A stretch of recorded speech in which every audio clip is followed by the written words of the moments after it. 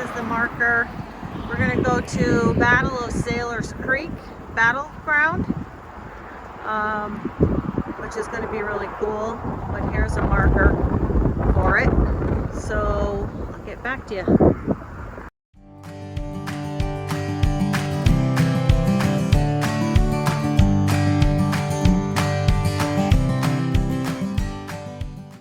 The Battle of Sailors Creek was fought on April 6, 1865, near Farmville, Virginia, as part of the Appomattox Campaign, near the end of the American Civil War. It was the last major engagement between the Confederate Army of Northern Virginia, commanded by General Robert E. Lee, and the Army of the Potomac, under the overall direction of Union General-in-Chief, Lieutenant General Ulysses S. Grant. Get some information.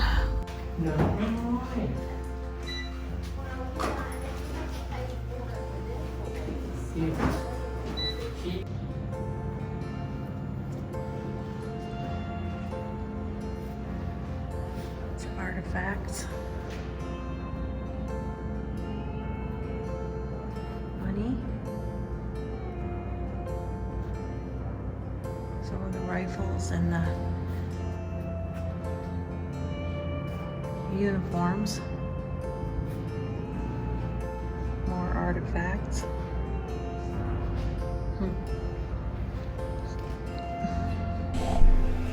There's no admission fee to visit the battlefield, and there's no parking fees. And I would highly suggest that you go into the visitor center. They have so many artifacts and so many articles to give you information about the battle itself and the men who fought, and just different things about all of it. It was very informative, and it was very, very interesting.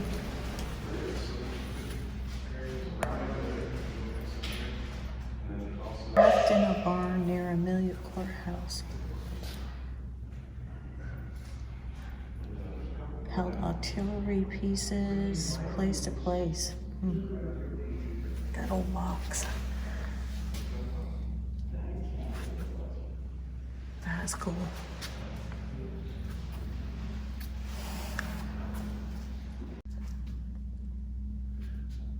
The red lines are the South retreating. The blue lines are the Union chasing them. And you see where all the battles were when they would catch up to them. The Hillsman House was constructed in the 1750s, and then another wing was added on in 1815. This is a Bible that belonged to Robert Davis, assistant surgeon, Palmetto sharpshooter, South Carolina. Taken by federal troops, mules, wagon train, when captured by Sailors Creek. Alright, so from standing right here, this was the main battlefield, and this is what they would have seen.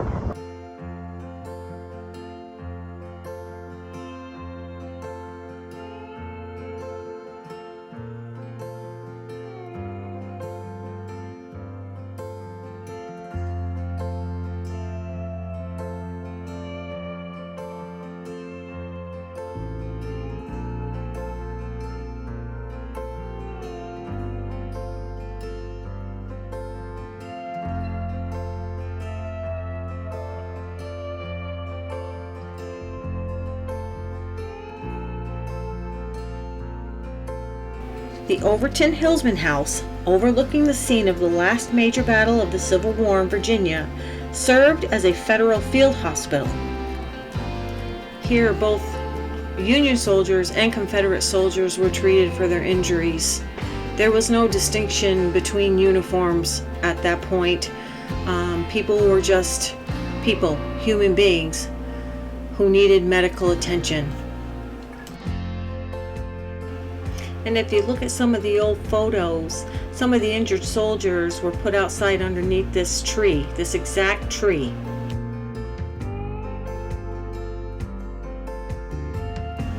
While the surgeons treated the wounded upstairs, amputations and gunshot wounds and whatever else, these men were suffering immensely, the Hillsman family took refuge in the cellar, and all of this surgeries and different things took place right above their heads.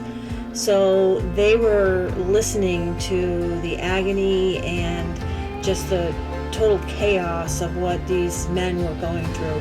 That had to be terrifying. Can you imagine being in this house and having the fighting right there?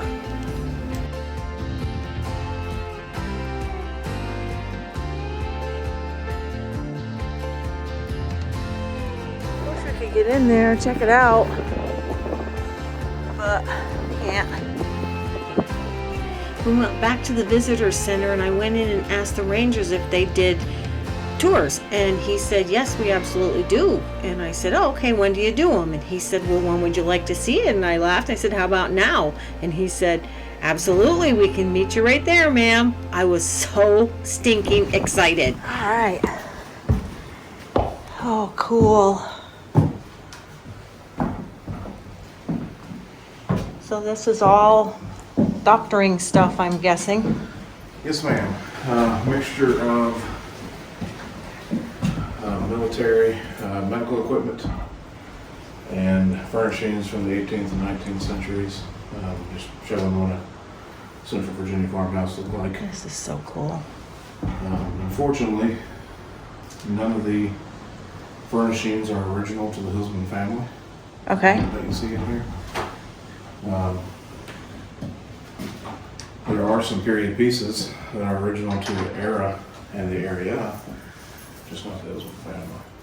This is so neat. It's very cool. We came in the back door here. This area was turned into the surgery room. Some Okay. blood stains on the floor here. Oh my. Those have been confirmed from Virginia State Police. Ew. That's kind of creepy. Yeah, I know. It was used as a hospital by both armies. The Army of Northern Virginia, as they retreated down the road, used it first. And then the Federals used it after they pushed them out of the area. More blood stains down there. Right there. Oh yeah, it looks like a drop. Yes, ma'am. Huh. Another one there under the bed. So, I don't want to step on anything. no, you're not gonna hurt this stuff. This is so cool.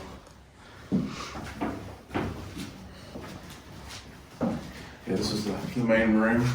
Would not have been a bedroom, even though it kind of looks like one today.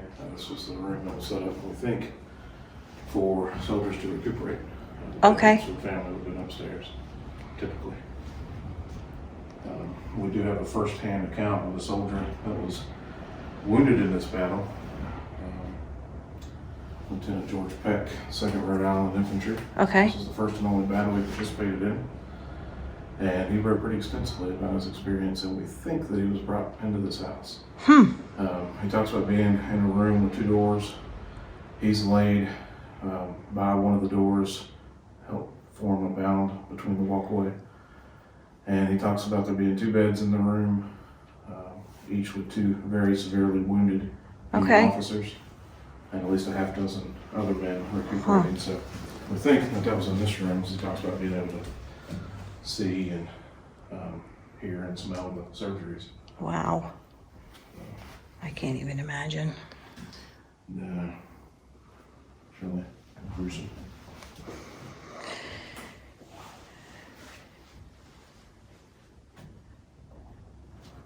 Ranger Pitter could tell you a little bit about the Mountain House.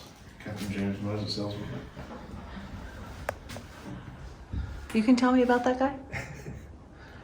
I get a lot that, especially when I grow my hair, listeners Oh. that favor Captain Hillsman quite You a kind of bit. do. But Captain Hillsman will enlist in 1861, and to my recollection, he's a sergeant in what is mustered in 1861 as the Amelia County Minutemen, which becomes a company in the 44th Virginia Infantry. Captain Hillsman will be involved in several campaigns throughout the war, but his fighting will come to an end at the Battle of Spotsylvania Courthouse, where the 44th Virginia is in the Muleshoe salient.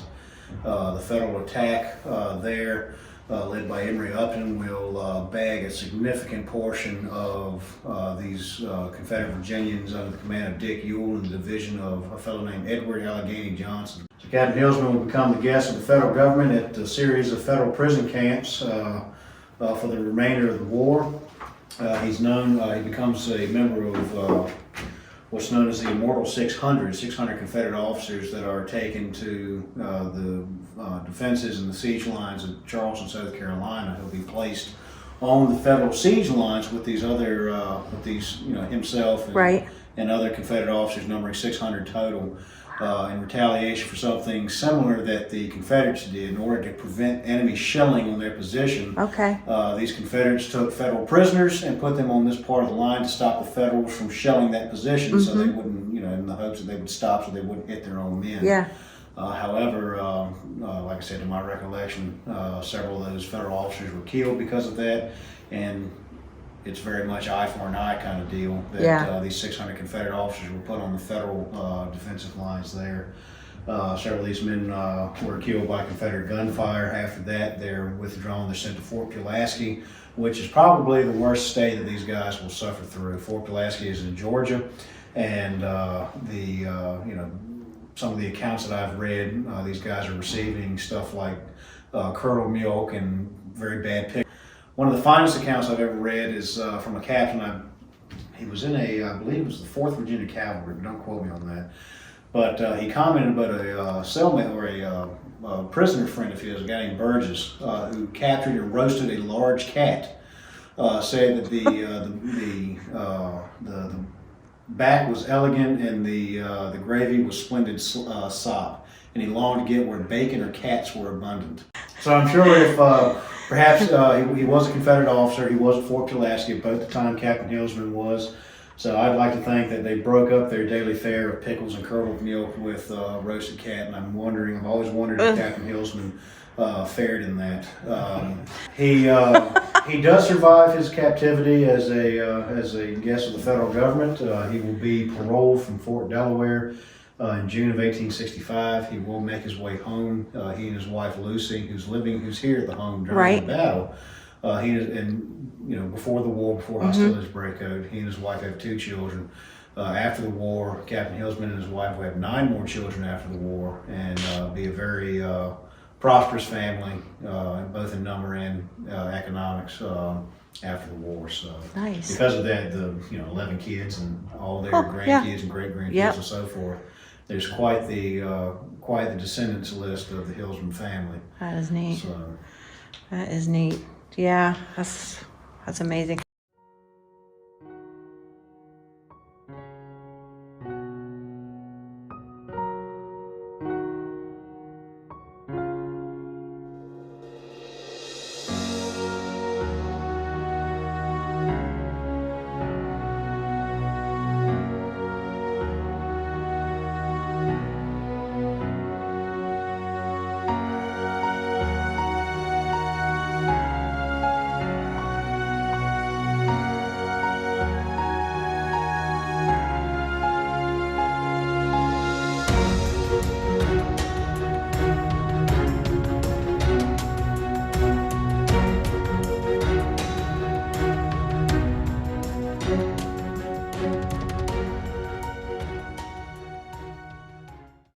The 1860 slave schedule shows 5 enslaved African American women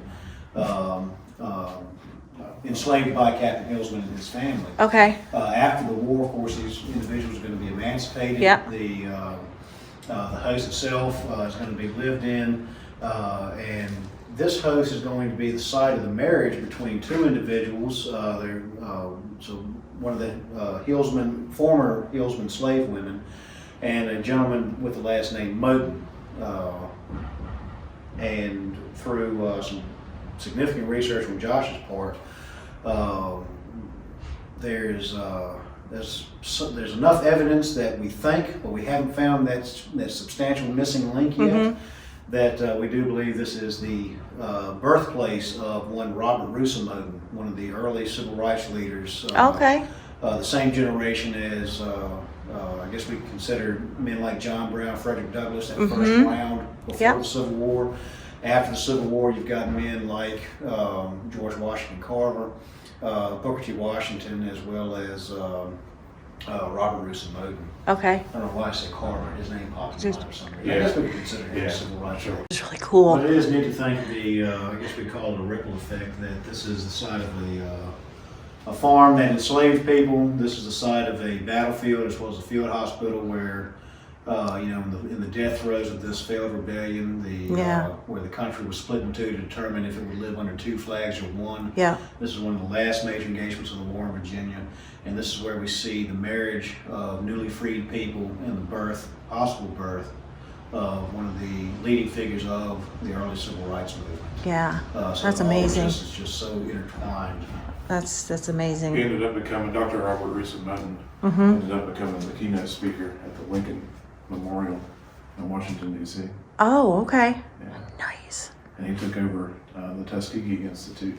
Okay. After Booker T. Washington passed away. Wow. Yeah. Wow. Very prominent figure. So do you let people in the basement too? Can, yes ma'am. I'm gonna lead you out this way then. Okay. I'll go through the interior of the home and unlock it. But there's a door that's just this side of the stairs. Okay. Follow me, I'll take you. All right. Cool. You guys are awesome. What we do.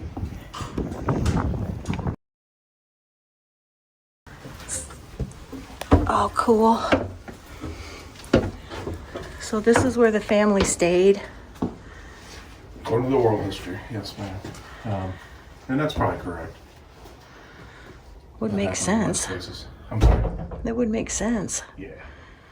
How cool. Yeah, the idea was just in case there's artillery fire and projectiles, of course, flying through the air that would accompany the battle. Right. This probably would have been the safest place. Huh. And this is... Picture of a Hillsman family reunion. So okay. Mr. and Mrs. Hillsman, James and Lucy, are seated there in the center. And the two children that are the oldest that were in the home with Lucy during the battle are there seated with them. Cool. Flanking them. Ida and Richard. That's Mr. Hillman. Yes, ma'am. And there's Dr. Robert Russo-Moten. That's so neat. Wow. We have this room set up as a winter warming kitchen, Okay. which it probably was because of the size of this hearth, which is massive. We definitely would have been doing some cooking and heating down here. That is so cool. Awesome. We hope you enjoyed your tour of the Hillsman House at Sailors Creek Battlefield in Rice, Virginia. We absolutely loved it, and a big shout out to Josh and Zach, the Rangers, who took the time to really give us the history and everything. Thanks for watching, and we'll see you on the next adventure. Bye-bye.